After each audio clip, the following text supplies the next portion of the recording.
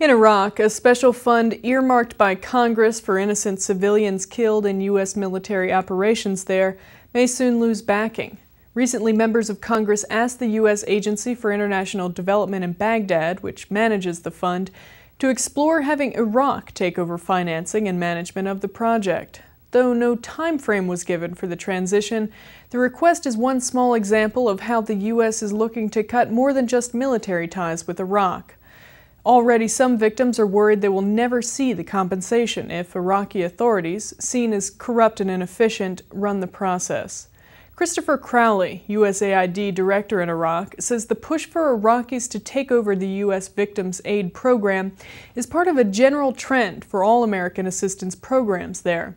He says the U.S. is, quote, seeking a larger contribution from the Iraqi government to these programs so they will become more sustainable as time goes on. Crowley, when asked why the Iraqi government should pay compensation for deaths during American operations, said the victims, quote, are Iraqi citizens. We would like to see an expansion of the definition of victims beyond those injured and wounded in U.S. military action to include all the innocent war victims. The Iraqi government already has its own program to give money to families of the approximately 100,000 civilians killed since the 2003 U.S. invasion, but the program is patchy and underfunded, run by each province individually.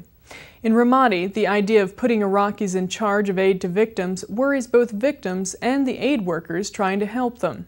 Iman Kadum, the Anbar program manager for CHF International, the organization that distributes the USAID money in the province, said, quote, they are not going to reach the right people, the most needy people. Poor people are going to remain, as always, the victims. No one will help them.